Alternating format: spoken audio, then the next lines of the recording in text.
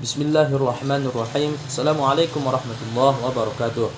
Alhamdulillahirabbil alamin. Wassalatu wassalamu ala asyrafil anbiya'i wal mursalin wa ala alihi wa ashabihi ajma'in. Amma ba'du. Allahumma shalli ala sayyidina Muhammad wa ala ali sayyidina Muhammad. Pertama-tama mari kita panjatkan puji syukur kehadirat Allah Subhanahu wa taala yang telah memberikan kepada kami kesempatan sehingga kami dapat menyelesaikan makalah untuk memenuhi tugas dari mata kuliah metodologi studi Islam. Kemudian salawat dan salam semoga tetap tercurahkan kepada junjungan alam Nabi besar Muhammad sallallahu alaihi wasallam, kepada keluarga beliau, sahabat beliau dan para pengikut beliau hingga akhir zaman. Semoga kita semua akan mendapat syafaat beliau di yaumil qiyamah. Amin ya rabbal alamin. Teman-temanku sekalian yang berbahagia, izinkanlah kami dari kelompok 4 akan mempresentasikan hasil kerja dari kelompok kami untuk memenuhi tugas metodologi studi Islam dengan judul makalah Tipologi Pemikiran Islam. Tipologi pemikiran Islam adalah pengelompokan dari berbagai macam pemikiran terhadap umat Islam. Tipologi pemikiran Islam terbagi menjadi beberapa tipe. Yang pertama adalah pemikiran tradisional. Yang kedua adalah pemikiran Islam modern dan new modern. Yang ketiga adalah pemikiran Islam liberal. Yang keempat, pemikiran Islam fundamental. Yang kelima, pemikiran Islam wasatiyah. Dan yang keenam adalah pemikiran Islam rahmatan lil alamin. Yang pertama adalah pemikiran Islam tradisional. Pemikiran Islam tradisional atau biasa atau sering disebut dengan Islam tradisional adalah pemikiran yang lahir sekitar abad ke-13 sampai ke-20 Masehi dan masih eksis sampai sekarang. Menurut M. Ridwan Lubis, salah satu ciri-ciri Islam tradisional adalah keterkaitan yang mendalam terhadap aliran fikih atau mazhab, tasawuf, dan pola pemikiran yang statis atau taklid.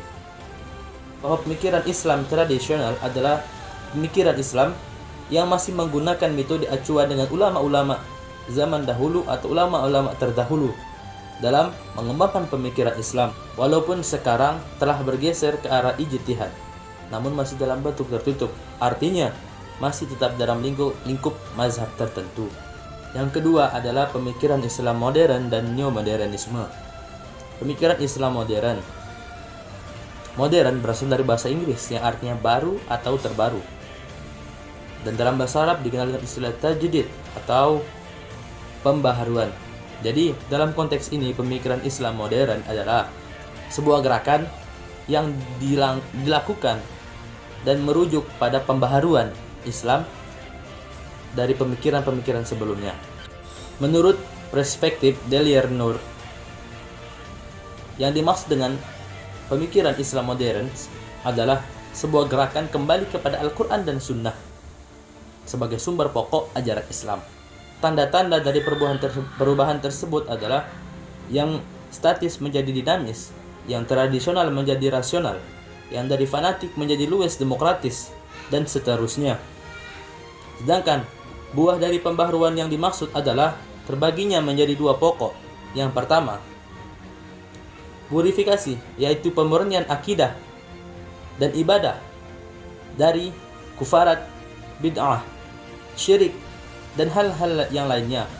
Sedangkan yang kedua adalah menggalangkan ijtihad, terutama dalam bidang fikih dan muamalah. Neomodernisme atau pemikiran Islam neomodernisme. Neomodernis adalah istilah yang digunakan untuk menunjukkan kepada para pemikir yang muncul sejak tahun 1970-an hingga penghujung abad ke-21. Neomodernisme dalam maknanya memiliki dua pandangan. Yang pertama adalah neomodernisme dipandang sebagai keadaan setelah zaman modern. Neomodernisme dianggap sebagai pengganti modernisasi di zaman yang akan datang. Sedangkan yang kedua, neomodernisme dipandang sebagai gerakan intelektual yang coba mengangkat bahkan mendekonstruksikan pemikiran yang ada dari pemikiran sebelumnya. Menurut Nur Khalis Majid, pemikiran Islam neomodernisme adalah sebuah gerakan pencerahan di atas pencerahan. Karena Fahmi ini sangat dengan tegas dalam mengkritik modernisme yang sangat mendewakan rasio dalam ilmu pengetahuan yang dipercaya akan membawa kebahagiaan. C. Pemikiran Islam liberal. Secara etimologi, liberal berasal dari bahasa Perancis, yaitu liberty, dan dalam bahasa Inggris, yaitu liberty yang artinya kemerdekaan atau kebebasan. Secara epistemologi, liberal merupakan paham yang merujuk pada perluasan wilayah kebebasan individu, serta mendorong kemajuan dan kebebasan sosial.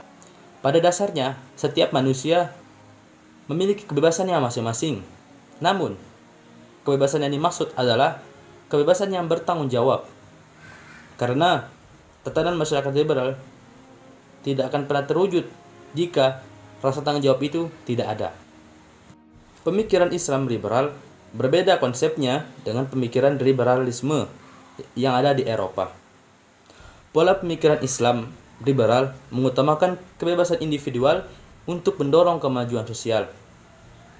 Lalu, buah dari kebebasan individual tersebut atau kebebasan sosial tersebut yaitu pengembangan ilmu pengetahuan, sikap toleransi, diskursus keadilan, keterbukaan, serta membangkitnya integrasi moral kaum muslim di seluruh belahan dunia. Assalamualaikum, saya sebagai pemateri kedua akan menyampaikan materi selanjutnya, yaitu D. Pemikiran Islam fundamental. Muslim fundamental pada awalnya dicetuskan sebagai sebuah bagian gerakan Salafiyah Jamaluddin Al-Afghani. Karena bahasa Eropa yang tak punya istilah yang tepat untuk menerjemahkan istilah Salafiyah, maka diambillah istilah fundamental. Fundamental diambil dari kata fundamen yang berarti dasar, asas, alas, fondasi. Dalam KBBI menyebutkan kata fundamental sebagai kata yang bersifat mendasar atau pokok. Dengan demikian, fundamentalisme dapat diartikan dengan paham yang berusaha untuk memperjuangkan atau menerapkan sesuatu yang dianggap mendasar. Jadi dapat dipahami bahwa pemikiran Islam fundamental memiliki paham yang berusaha untuk memperjuangkan atau menerapkan sesuatu yang dianggap mendasar dalam Islam. Pemikiran mendasar itu artinya kembali kepada Al-Quran dan Sunnah sebagai dasar hukum dalam Islam. Pemikiran tersebut merujuk pada gerakan kebangkitan Islam, revivalisme Islam, dan gerakan kelompok Islam kontemporer. Pemikiran Islam wasatiyah. Kata wasatiyah diambil dari istilah wasatha yang berarti tengah dan menjadi istilah wasit al-wasit, artinya penengah. Di dalam tafsir Al-Misbah karya Profesor Dr. Quraisy Shihab dijelaskan bahwa Allah Subhanahu wa Ta'ala menjadikan umat Islam sebagai umatan wasatan atau umat pertengahan yang moderat dan teladan. Sehingga dengan demikian keberadaan umat Islam sesuai dengan posisi Ka'bah yang sama-sama berada di pertengahan. Posisi pertengahan menjadikan manusia, khususnya umat Islam, tidak memihak ke kiri dan ke kanan, sehingga dapat mengantar manusia dalam berlaku adil. Jadi dapat disimpulkan bahwa pemikiran Islam wasatiyah adalah pemikiran umat Islam yang selalu pada posisi pertengahan dan moderat, tidak pada posisi ekstrim dan tidak pula pada posisi sekuler, serta menjunjung keadilan karena sesuatu yang paling mulia adalah yang paling adil. Pemikiran tersebut terwujud pada perilaku berislam yang inklusif, humais, dan toleran. F. Pemikiran Islam rahmatan lil alamin. Rahmatan lil alamin terdiri dari dua kata. Pertama, rahmat yang berarti rahim wanita, dan ketika disebut rahimah maka artinya ialah kasih sayang dan kelembutan yang diiringi berbuat baik kepada yang disayangi. Kedua, kata al-alamin yang memiliki arti untuk alam-alam. Menurut pandangan Kiai Haji Hashim Muzadi, Islam rahmatan lil alamin merupakan Islam yang membawa pada sebuah pemahaman tentang keadilan dan perdamaian dunia. Karena sifatnya yang universal, sehingga makna yang terkandung adalah untuk seluruh makhluk di alam semesta dengan tidak memandang siapa, apa agamanya, apa negaranya, dan sebagainya. Jadi pemikiran Islam rahmatan lil alamin merupakan Islam yang mengajarkan dan menyebarkan budaya dan tasakafah cinta, kedamaian dan kasih sayang, kelembutan dan penghormatan kepada umat manusia, bukan hanya kepada umat muslim tapi kepada mereka yang mau menerima petunjuk itu. Karena kasih sayang yang diberikan oleh Allah Subhanahu wa taala bukan hanya untuk muslim saja, melainkan seluruh makhluk hidup yang ada di alam semesta, memberi petunjuk dan hidayah kepada mereka di seluruh dunia melewati batas-batas kesukaan, kebangsaan, negara, dan geografis. Sekian, wassalamualaikum warahmatullahi wabarakatuh.